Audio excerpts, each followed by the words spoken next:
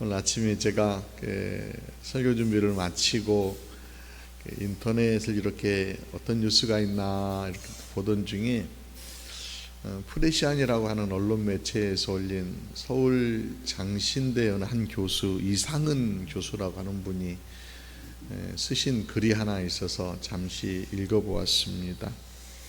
그 글의 타이틀이 이런 거였습니다. 정치화, 양극화된 교회, 교회의 본질을 묻다. 오늘 설교를 준비하면서 교회에 관한 얘기들을 좀 여러분과 나누려고 하는데, 양극화, 정치화 되어져 있는 교회, 그래서 교회의 본질을 묻다.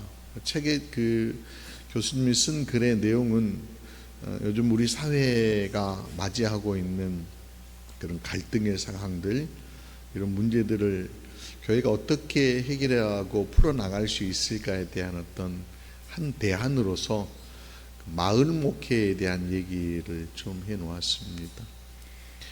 그러니까 이제 그 세상이 참 너무 커졌다라고 하는 그런 생각 들잖아요. 세계가 미국에서 일어나고 있는 일이 지금 우리나라에 영향이 미치고요.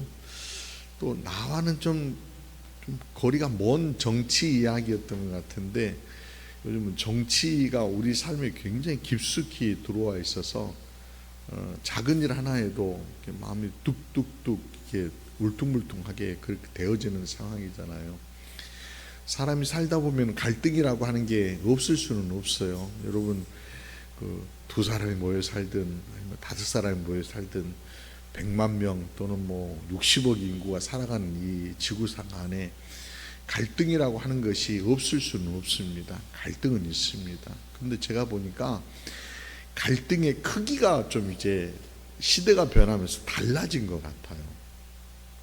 예전에는 그냥 동네 안에서 이렇게 살아내다 보니까 동네에서 어떤 갈등이 있더라도 그 갈등들을 말이에요, 뭐 어른들 말씀을 통하여서 어떤 중재자를 통하여서 아니면 내가 오해를 풀어서 그런 갈등들을 하나하나 해결하곤 했는데, 이제는 이게 세상이 커지다 보니까요, 내 이익과 나의 감정하고는 전혀 상관없는 일들이 생기면서 갈등들이 막 증폭되고, 또 내 생각하고 다르다라고 하는 거 얘기하고 내가 편가름으로 이렇게 딱 나눠지면서 진영이 딱 갈라져 버리는, 그래서 내가 어떻게 해결할 수 없는 그런 갈등들이 계속 증폭되는 그런 현상들이 우리의 삶 가운데 있는 것 같아요.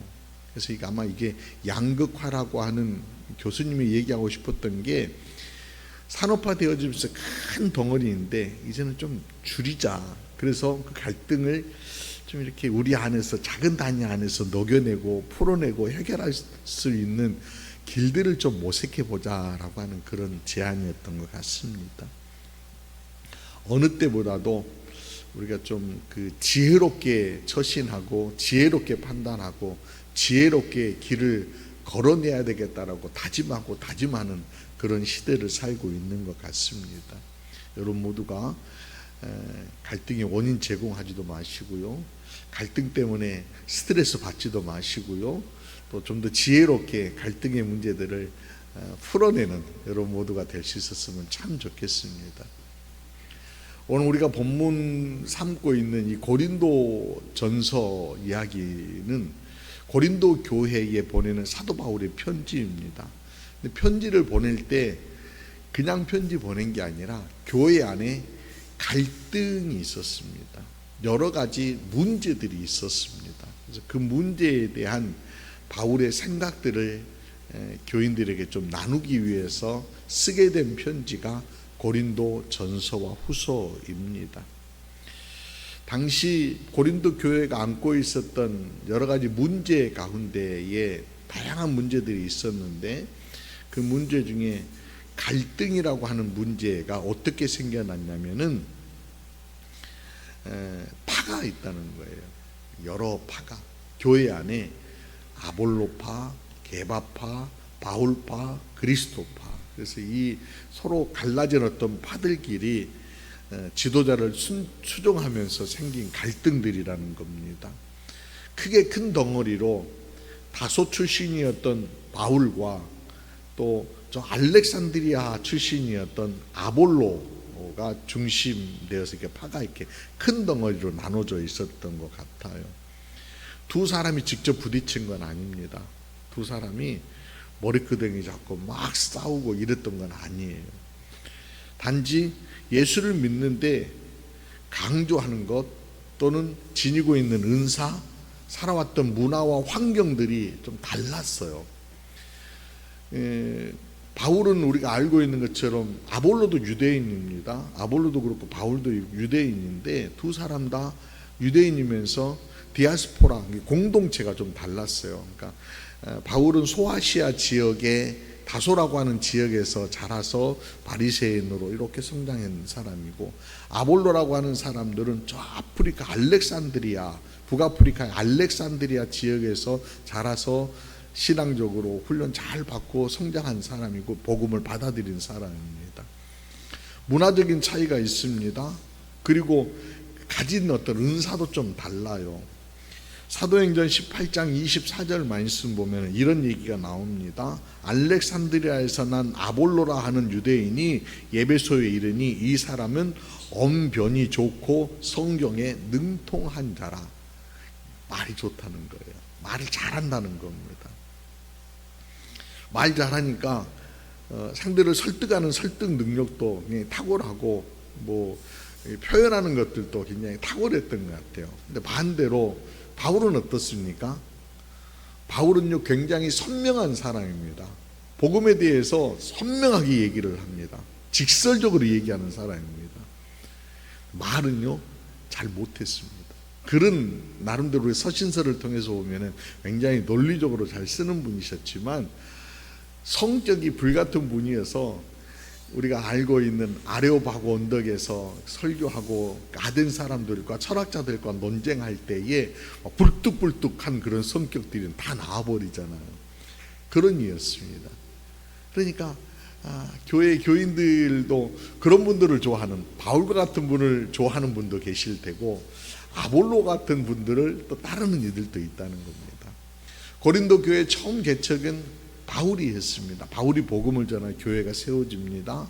그런데 주요하게 목회한 것은 바울이 떠난 이후에 에베소에 있던 아볼로가 와서 고린도 교회를 목회하게 됩니다. 그러면서 교회가 점점 더 부흥하고 성장하게 된 거예요. 성장하는데 바울파, 아볼로파, 또 그 주변에 게바파, 그리스도파 이렇게 나누어져 있다는 겁니다. 이런 모습으로 교회가 가서는 안 되겠다라고 여기어서 바울이 좀 민망한 이야기지만은 그냥 지나칠 수 없어서 안타까운 마음을 가지고 편지를 씁니다. 그리고 오늘 고린도서 3장에는 교회가 지내야 될 세 가지 그림, 이 그림을 쫙 그려놓고 교회는 이런 겁니다. 무엇을 감당해야 될지 이런 걸 알려주는 이야기입니다. 여러분 좀 어수선한 시기를 살아내면서 교회의 위치가 어떤 위치, 어떤 자리매김을 해야 되는지에 관해서 우리 좀 다시 한번 생각을 정리해야 될 필요가 있는 것 같아서 바울이 전해주고 있는 교회의 세 가지 그림을 통하여서 교회의 모습들, 본질을 좀 찾아가는 그런 시간 저와 여러분이 좀 가져봤으면 좋겠습니다. 바울이 전하는 교회의 첫 번째 모습은요, 오늘 9절 말씀에 나와 있습니다. 9절 말씀 보면은 우리 같이 한번 읽어볼까요? 9절 말씀 시작. 우리는 하나님의 동역자들이요 너희는 하나님의 밭이요 하나님의 집이니라. 첫 번째, 교회는 하나님의 밭이라는 겁니다. 밭. 여러분 뭐 밭이라고 하는 것들을 굳이 뭐 이렇게 용어적으로 설명드리지 않아도 밭 하면은 개념 정리가 딱 되잖아요.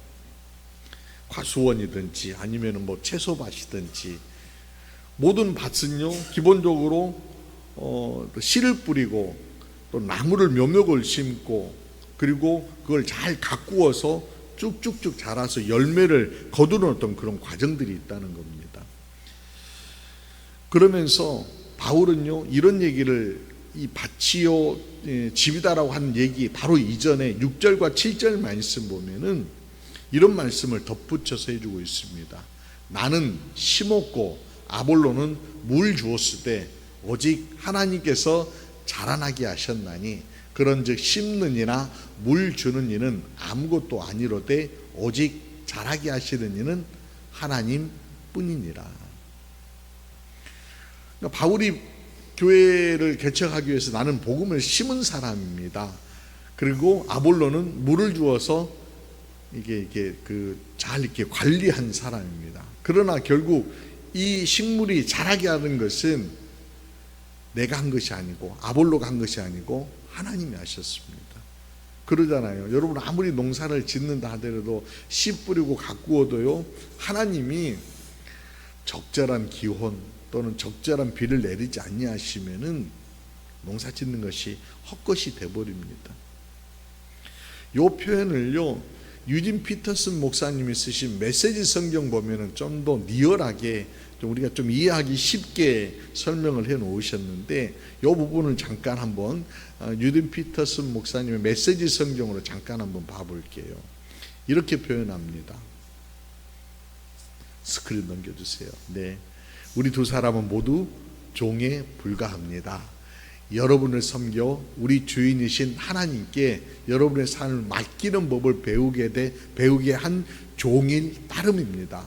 우리 두 사람은 주님께서 맡겨주신 종의 임무를 수행했을 뿐입니다. 나는 씨를 심었고 아볼로는 물을 주었습니다.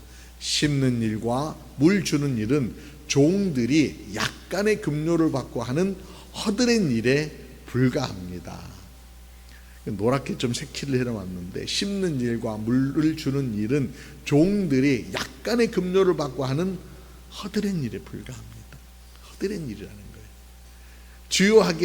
주요하게 이 모든 그 밭을 열매를 맺게 하시는 분은 누구라는 거예요? 하나님이시라는 거고, 이 밭의 주인은 누구라는 거예요? 하나님이시라는 겁니다. 그저 우리는 주인이 시키는 대로 하는 일, 청지기일 뿐이지 우리가 뭐 대단한 어떤 위치에 있는 건 아니라는 겁니다. 주인처럼 주도권을 쥐고 있지 않다는 겁니다. 그저 나는 종입니다. 청지기입니다. 여러분, 교회에서 이게 주객이 전도되면은 결국 문제가 생기는 것 같아요. 교회의 주인은 누구이십니까? 하나님이십니다. 근데 자꾸 교회의 주인이 내가 되겠다라고 그렇게 되어버리는 순간 자꾸 내 마음대로 하려고 하고 내 주도적인 어떤 생각 가지려고 하고, 그러면서 팔을 형성하고 그러면서 갈등 생기고 한다는 겁니다. 그저 우리는 씨를 뿌리는 이이고, 그저 우리는 물 주는 이이고, 그저 우리는 섬기는 이입니다 라고 하는 것들을 새기다라고 하는 것입니다. 결국 자라게 하는 것, 이건 주님이 하시는 일이다라고 하는 겁니다. 그런 어떤 마음의 자세로 서로를 바라보고 또 교회를 섬겨내는 것들이 필요하겠다라고 하는 얘기를 바울이 하고 있는 것입니다. 그렇습니다. 교회는 하나님의 밭입니다. 우리는 그저 그 밭을 섬기도록, 잘 돌보도록, 씹도록, 물 주는 일들을, 허드렛 일을 맡고 있는 일을 맡은 종에 불과하다라고 하는 그런 삶의 자세를 반드시 가져야 된다는 겁니다. 두 번째는요, 9절 하반절에 보면은 다시 한번 보는데, 이번에는 하나님의 집입니다. 교회는 하나님의 집입니다. 여기에서 집을요, 물론 건축물로도 이해를 하고 건축의 어떤 과정으로도 설명을 할 수도 있는데, 저는 오늘 건축의 과정이라기보다는 가정으로 좀 보고 싶습니다. 이건 집을 한 가정, 그러니까 우리가 홈으로 이렇게 보자는 겁니다. 하우스가 아니라 홈으로 보자는 겁니다. 그렇게 보면은요, 가정 안에는 여러 어떤 그 가족 구성원들이 있습니다. 구성원들을 대할 때 마음의 자세를 바울은요, 3장 2절 말씀 보면 이런 표현을 합니다. 내가 그리스도 안에서 어린 아이들 대함과 같이 한다라고 이런 표현을 합니다.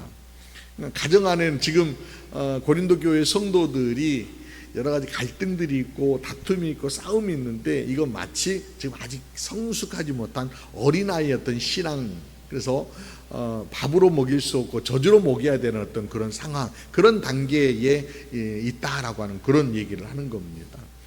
실제로는 가정 안에는 어른도 계시지만은 뭐 이제 어린 아이들도 있잖아요. 네. 저희 집안에도 보면은 이제 막둥이 이제 태희 보면은 좀 예배 드리는데 설교 중인데 쟤는 지금 왔다 갔다 합니다. 들을 생각을 안 하고 있어요. 쟤한테 들으라고 지금 얘기하는 건 굉장히 강요이겠죠. 아이들 키우다 보면은 성장의 시기마다 좀 다 다른 것 같아요. 아이가 처음 혼자 있을 때, 저희 집에도 제이가 처음 태어났을 때, 또는 지금 태희가 태어나서 동생하고 오로 살아가야 될 때, 아이지만은 좀 각각이 좀 다른 것 같아요. 처음에 아이들 태어나서 여러분들 엄마는 굉장히 바쁜데 아이는 배고프다고 막 빽빽빽 무는 그런 경우 있잖아요. 그때 엄마 좀 배려해라. 너는 왜 이렇게 처리 안 들었니? 이런 부모 혹시 계시나요? 안 계시잖아요. 아이들은 지금 배가 고프니까 그렇게 하는 거예요. 어린 아이 때는 그게 당연한 겁니다. 근데 그 아이에게 젖을 먹여가지고 배를 채워놓으면은요, 언제 그랬냐는 듯이 그냥 잘 놀고요, 만사 오케이입니다. 놀다가요, 잠도 그냥 누가 건드리지 않아도 그저 푹 떨어져서 잡니다. 아이이기 때문에 그러는 겁니다. 저희가 그러다가 이제 동생이 생겼습니다. 태희가 생기니까요, 자기가 독차지하던 그 사랑을요, 이제는 좀 나눠야 되는 대상이 생긴 거예요. 그래서 이제는 경계하잖아요. 때로는요, 자기가 책임도 져야 되지만은 어른들 안 볼 때에 소리도 지르면서 한 번씩 지어받기도 할 겁니다. 공격하는 겁니다. 동생과의 어떤 이제 본능적인 어떤 충돌이 일어나는 거예요. 울고 빼앗고 싸웁니다. 어른들이 그러면 안 돼 그러지만은 그건 아이들의 본능인 거예요. 물론 영서와 예서처럼 이렇게 약간 이제 영서가 어른스럽잖아요. 좀 차이가 좀 있으니까 그런 거예요. 그죠? 둘이도 막 치고받고 싸우나요? 그래요? 아유, 그렇구나. 뭐 저보세요. 이렇게 나이 차이가 이렇게 좀 있는데도 이렇게 막 이렇게 좀 티격티격 싸웁니다. 아이기 때문에 그러는 겁니다. 지금 영서가 이제 중2가 됩니다, 여러분. 이제 대한민국에서 그 핵심적인 그 안보를 책임지고 있는 중2가 됩니다. 중2 때문에 저기 북한의 김정은이 공격을 못한다고 그럽니다. 중2가 있기 때문에 우리나라에. 중2는요, 이렇게 좀 어떤 반항하는 그런 시기잖아요. 투덜투덜 말하고요, 자기 어떤 뭐 이렇게 뭔가를 막 감추고요, 또래끼리만 정보를 공유하고요. 아마 영서도 이제 드디어 그때가 된 거예요. 그죠? 그래서 핸드폰 이제 안 보여주죠? 잠근장 재 놓으셨죠? 엄마 아빠 그걸 열어보려고 하시면 안 됩니다. 개인 프라이버시이기 때문에 절대 넘어가면 안 됩니다. 몸의 변화도 일어납니다. 생각의 틀도 이렇게 커지기 시작합니다. 신기한 것들이 보이기 시작하고 힘도 남아 돕니다. 노는 것도 과감해지기 시작합니다. 어른 흉내도 막 내보고 싶습니다. 어른들이 볼 때는 굉장히 당황스러운 그런 시기인 거예요. 근데 이때 여러분 어떻게 해야 됩니까? 말도 알아들어서 이제는 좀 이해하는 것 같은데, 공감해주면 부모 입장에서 참 좋을 것 같은데, 철이 들어서 뭔가 좀 자기 일도 이제 착착착 하면 참 좋을 것 같은데, 그 기대하고는 좀 다르게 툴툴거리고 투덜거립니다. 당황스럽지요. 그런데 어른들은 그 과정들을 이해하고 또 수용하면서 기다려줘야 하는 것입니다. 이게 어른의 몫입니다. 그러면서 아이들이요, 점점 이제 자라서 청년의 어떤 시기가 되어집니다. 이 모든 과정들을 지나면서 어떻게 합니까? 방치하거나 어른들이 방관하거나 그러면 안 되는 거예요. 때로는 버팀목이 되어줘야 되고, 때로는 울타리가 되어줘야 되고, 때로는 잘못대로 가면은 이렇게 막아서는 그런 역할들도 감당해야 합니다. 그러면서 점점점 아이들이 온전하게 세워져 가는 것들을 가정 안에서는 행하는 거예요. 교회도 마찬가지입니다.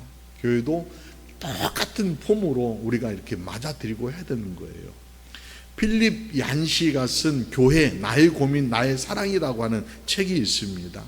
이 책에 보면은요, 필립 얀시가 다녔던 러셀 교회라고 하는 교회 이야기 하나를 소개하고 있습니다.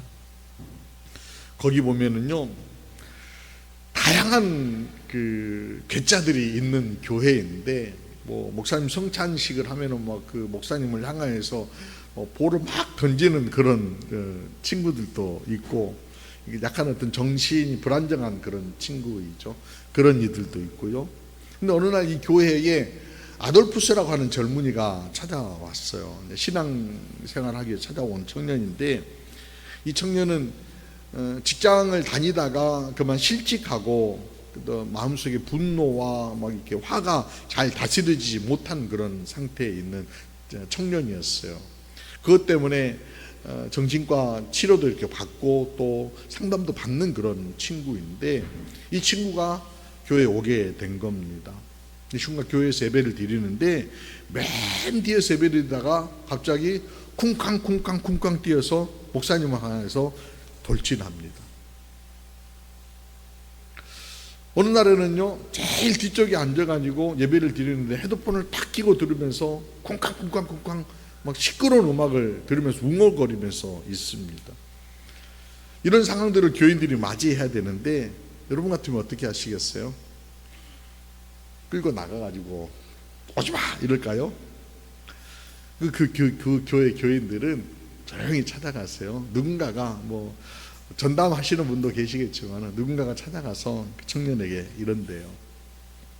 여보게, 자네의 분노를 내가 안 해.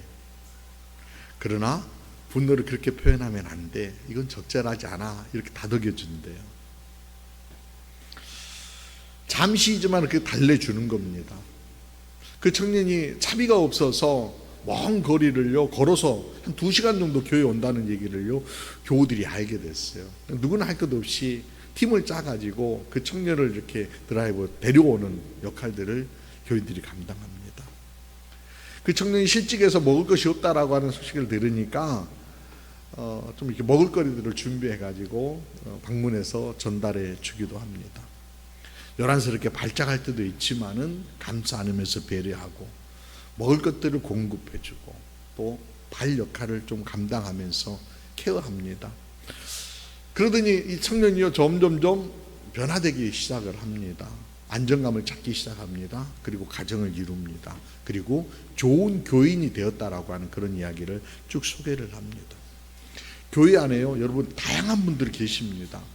도움을 받아야 될 분들이 반드시 계십니다. 우리가 도와줘야 되고 참아줘야 되고 기다려줘야 되는 그런 분들이 반드시 계시다는 겁니다.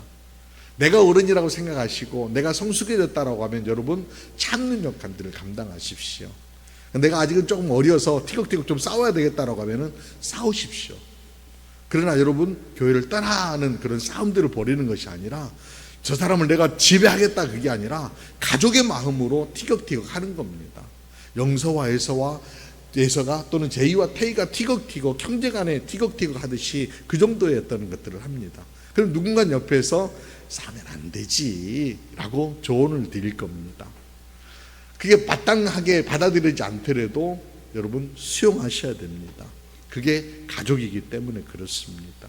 성장해 나아가자는 것입니다.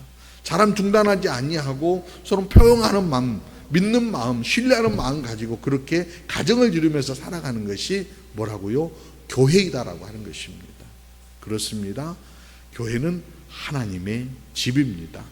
도움과 살핌만 받고 사는 것 아니라 또는 책임지고 살펴야 되는 단계까지 이제는 자라나서 누군가를 돕고 살피는 그런 자리에서 내가 세움받는, 그래서 끊임없이 순환의 구조가 있으면서 섬김을 받아야 될 때, 섬겨야 될 때 또 내가 또 섬김을 받아야 되는 어떤 그런 나이, 그런 어떤 순환의 구조 안에서 교회들은 점점점 세워져 가고 또 달려내는 것입니다.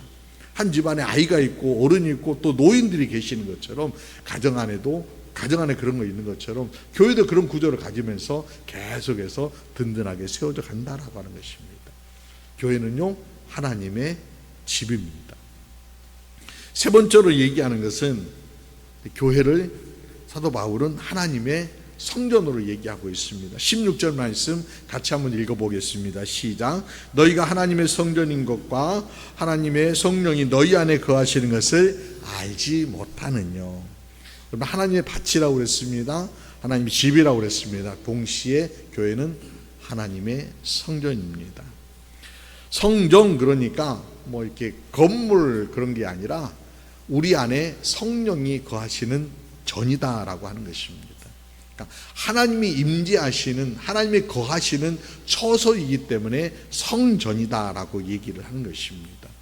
근데 이게 모든 건물에는 터가 있어야 되는데 그 터를 오늘 본문에 보면은 바로 11절 말씀에 보면 이런 얘기합니다.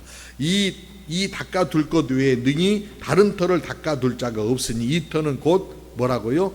예수 그리스도라. 그러니까 예수 그리스도라고 하는 터 위에 우리가 예수 그리스도라고 하는 그 터를 잘 다져놓고 성령께서 우리 가운데 거하심으로 우리가 성전이 되어진 그런 존재들이다라고 하는 겁니다. 그 성령이 우리 가운데 거하시면은 나는 지금 나의 삶의 주인이 누가 되는 겁니까? 내가 되는 것입니까? 성령이 되시는 겁니까? 이게 신앙에서 가장 기본적인 출발은 주도권의 문제인 것 같습니다. 주인이 누구이시냐라고 하는 겁니다. 내 삶의 주인은 예수 믿기 전에는 나였습니다. 그러나 예수 믿고 내가 하나님의 자녀 되었다라고 할 적에 내 삶의 주인은 하나님이십니다. 하나님으로 인정하고 하나님이 내 가운데 거하셔서 나의 삶의 주인이시다라고 하면은 이제는 모든 것들이 자랑도 하나님이셔야 되고요, 줄 서는 것도 하나님 앞에 서는 것이고요, 구하는 것도 하나님께 의지하는 것이고요, 도움도 하나님께 구하는 것입니다. 하나님께 속한 자들의 모양이 그런 겁니다. 그런데 여전히 교회 안에 보면은 줄서기를 목사님에게 줄 서고, 우리 교회는 그러지 않습니다. 제 뒤로 줄 서는 분 안 계시더라고요. 장로님 뒤에 혹시 줄 서신 분 계시나요? 장로님 뒤에도 안 계시죠? 다행입니다. 우리 교회는 장로님 뒤에, 목사님 뒤에 줄 서는 분도 안 계십니다. 다 하나님께 줄 서는 게 중요하다는 거예요. 그런데 지금 고린도 교회 안에 보면은 바울의 회 또는 아볼로의 게바에 이렇게 줄을 섰다라고 하는 거예요. 그러면서 하나님께 속하는 것들을 잃어버렸다라고 하는 거예요. 여러분, 기독교의 타락의 원인들은요, 하나님을 주인 삼지 아니하고 사람이 주인 되려고 할 적에 타락이 왔습니다. 유럽의 교회를 한번 보십시오. 초대교회의 어떤 역사들을 쭉 보시고 중세로 넘어가서 지금 근대로 현대로 넘어오는 교회의 어떤 역사들을 쭉 봐보세요. 교회가 가장 존경받았던 때가 언제였습니까? 가장 존경받고 크리스찬이다라고, 그리스도인들이라고 칭찬하였던 때가 초대교회의 모습이었습니다. 약자들과 함께하고 예수 그리스도의 모습을 그대로 따라내려고 했던, 심지어 원수조차도 사랑하라는 말씀을 따라서 기도하고 용서할 때에 가장 강력한 영향력을 드러냈던 것을 우리가 알고 있습니다.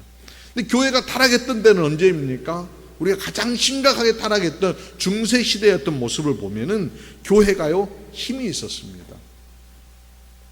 국왕을 승인하는 역할을 교회가 했습니다. 정치의 가장 중요한 어떤 개인의 삶의 문제에 있어서 주도권을 쥐고 있는 게 교회였습니다. 우리가 캐톨릭에서 얘기하는 칠성사라고 하는 거, 태어나서 결혼하고 세상을 떠나는 모든 과정에서 교회를 거치지 않고 가는 것은 허락되지 않았다라고 하는 겁니다. 교회가 힘이 있었습니다. 교회가 힘을 부리면서요, 강하게 되어지니까 약자들에 대해서는 별로 관심이 없습니다. 자신의 힘을 유지하고 지켜내는데 교회가 온통 마음이 다 쏠립니다. 그래서 교황이 되면은 더 큰 예배당을 지으려고 그렇게 합니다. 더 큰 예배당에 지으려고 하니 돈이 없으니까 엉뚱한 교리를 만들어서 이걸 사면은 죄가 다 면해진다라고 하는 그런 엉뚱한 교리, 면죄부 교리가 나오는 겁니다. 그 교황에게 저항하고 교황이 하고 있는 일에 이거 잘못됐다라고 얘기하면은 바로 몰아붙입니다. 이단이다, 마귀다. 그래서 화형을 저지르고 화형으로 그들을 규제하고 처단하는 일들을 했습니다. 힘이 있기 때문에 그런 겁니다. 교회가 앞장서서 전쟁을 부추기고 십자군 전쟁을 일으킵니다. 여러분, 십자군 전쟁이 거룩한 전쟁인 것처럼 비춰지지만은 그 내막을 들여다보면은 수탈하기 위한 전쟁이었습니다. 탐욕이 그 안에 있기 때문에 그렇습니다. 예수 그리스도가 터로 세워지지 아니하고 사람이나 교리에 근거하였기 때문에, 사람이 그 터를 차지하고 있기 때문에 타락하기 시작한 것입니다. 여러분, 우리가 예수 그리스도를 터 삼는다라고 하는 것은 다른 거 아닙니다. 예수 그리스도를 나의 주인으로 고백하는 그 터 위에 세워지는 것입니다.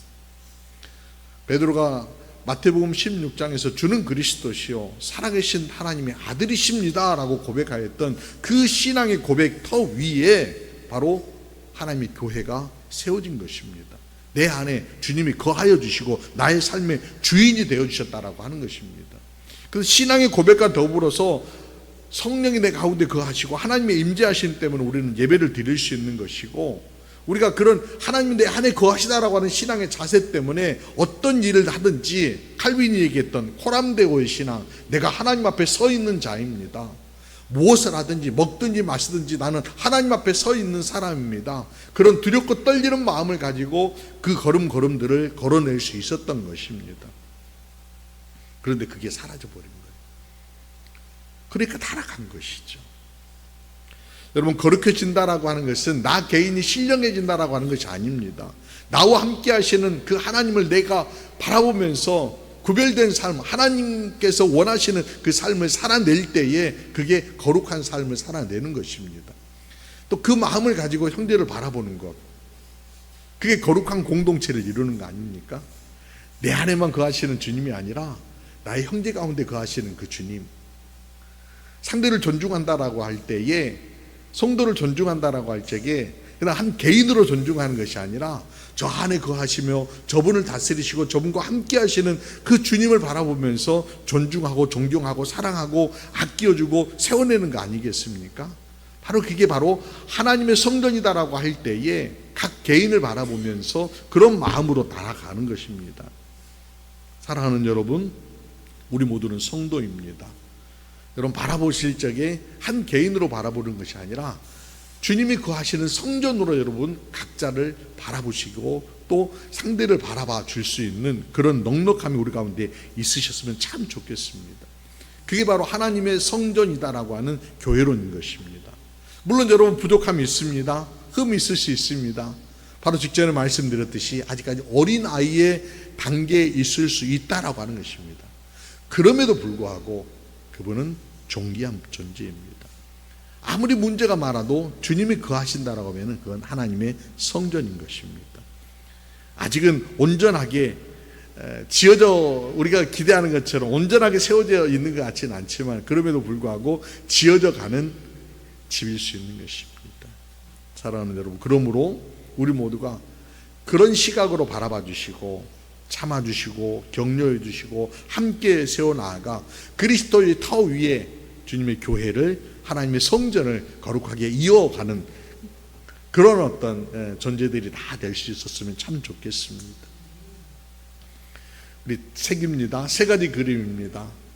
교회는요, 하나님의 밭입니다. 그래서 우리가 힘써서 하나님의 밭을 가꾸고 세워가야 합니다. 교회는 하나님의 집입니다. 세우는 것입니다. 성전도, 하나님의 성전도 역시 주님이 거하시는 전으로서 주님께서 그렇게 이끌어 가기를 원하신다라고 하는 것입니다.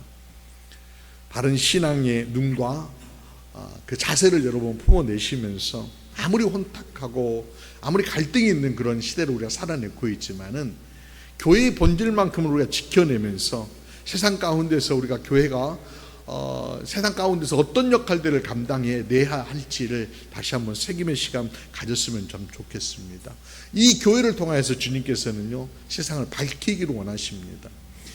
세상과 섞여서 가는 것이 아니라 세상과 구별되어 있어서 세상 사람들이 닮기를 원하고 세상 사람들이 따라가기를 원하는 그 모양들을 교회는 간직해내기를 원하고 계시다라고 하는 겁니다.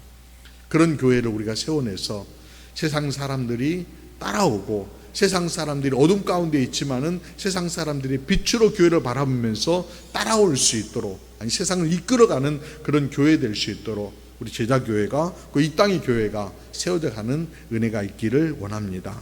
여러분 모두가 그 일에 힘쓰면서 또 당당하게 담대하게 달려내는 모두가 되시기를 주의 이름으로 기원합니다. 기도드리시겠습니다. 거룩하신 주님, 우리를 택하여 자녀 삼아주실 뿐 아니라 우리를 하나님의 동역자로 세우시고 밭 되게 하시며 집으로 세워가심을 믿습니다. 또한 거룩한 성전 되어 세상에 주님을 드러내게 하심을 믿습니다. 밭이 되어가는 과정에 쓰임받는 동력자임을 기억하며 주어진 일을 신실하게 감당케 하옵소서.